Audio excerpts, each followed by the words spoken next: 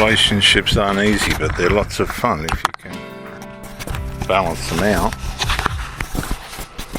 Nothing better than, sorry about that noise, a relationship that's on track and working the way that you'd like. Sorry about the noise, viewers.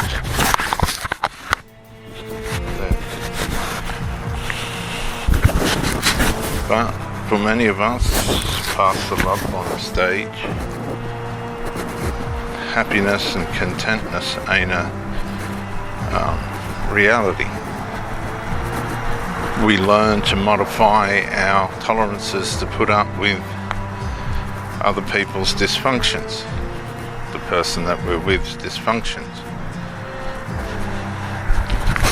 And that is not an easy feat. Nothing worse than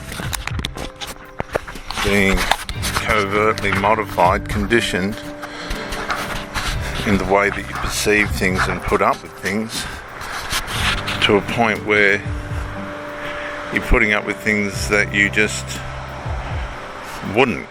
But what you've got to understand is the sinful nature and whatever personality disorder that it's hosting in the person that you're with or delivering at that point, because there can be multiple personality disorders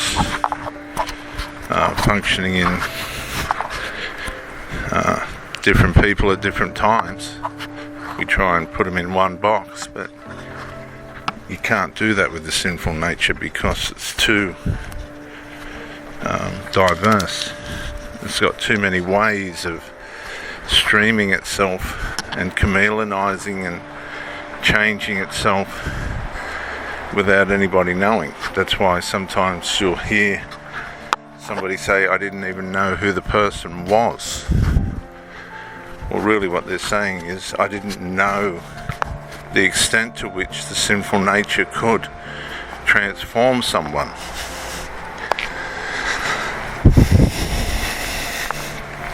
And so we get conditioned. Now I've had a couple of females try and condition me to their dysfunctions, and usually this works in a way in which they try and buy separateness, illegitimate separateness, division for themselves. They want to have the single life but the relationship. Now I don't mind all that if it's in order.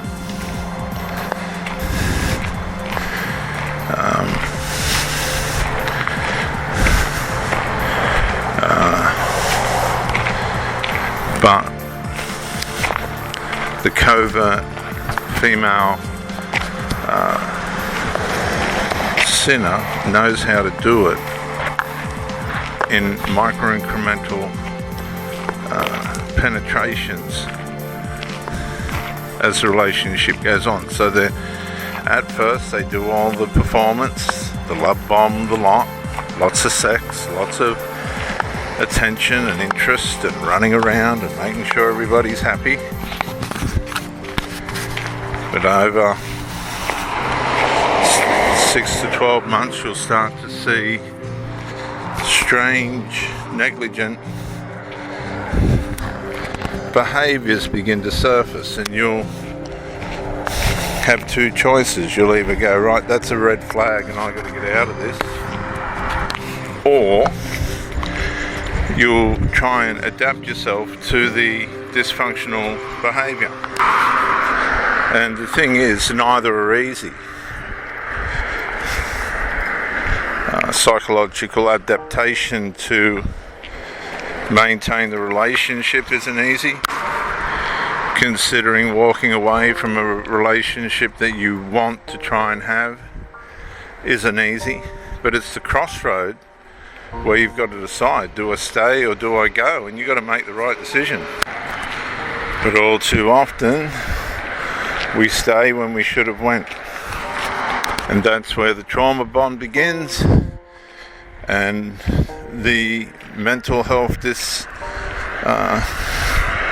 euphoria begins in our minds.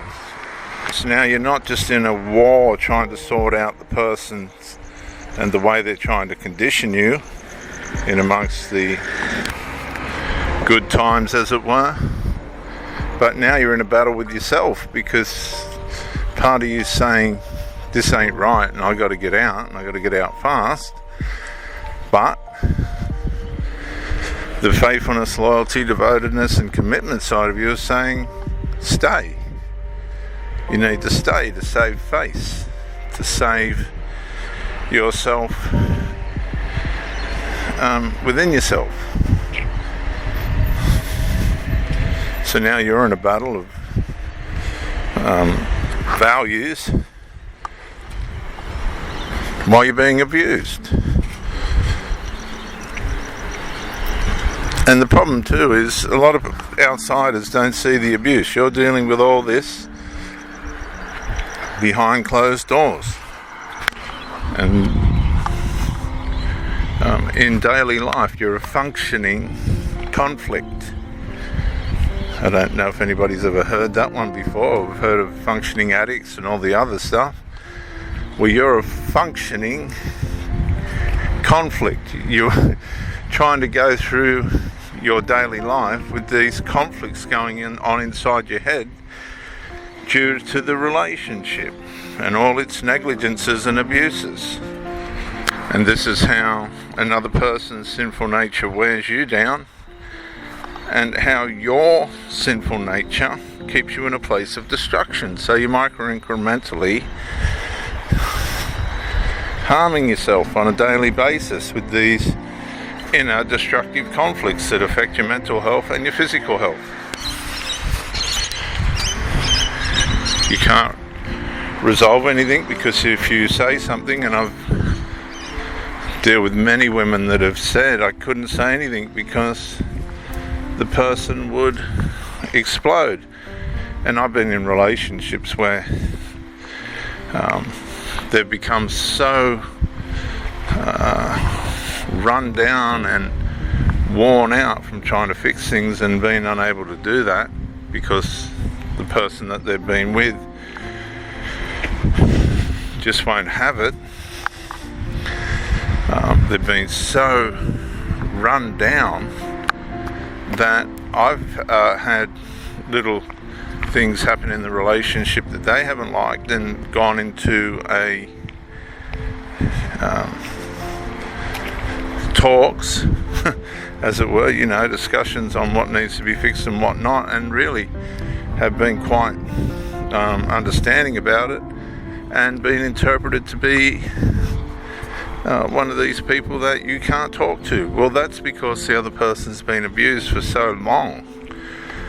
It's just an automatic conclusion that nothing's going to be able to be resolved.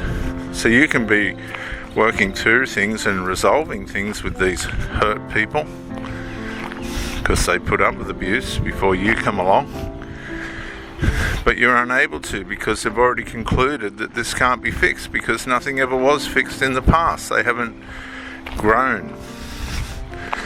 And so the next thing, you're being portrayed as an abuser. And that doesn't work well on your mind, because now you're on this merry-go-round of unresolved, and all the resolve's being demonstrated.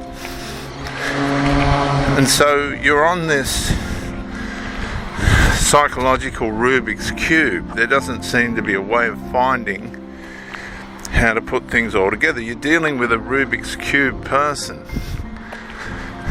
The puzzle is all there in your hand, but you just can't put it together. And unfortunately for many of you, you've needed to give in and walk away,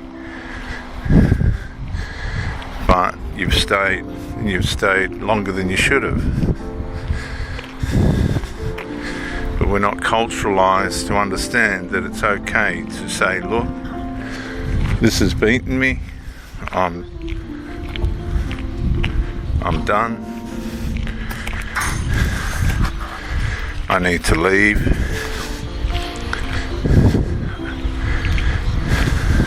let them go and get on with their life. You'll go through the initial 3, 6, 12, 18 months of rumination and memories and all this at the forefront of your mind, but they'll layer back. They'll layer back and fade. And when the dust is settled, leave that person alone. Give them the liberty to get on with their life. Hasn't worked out? Never look back and never go back.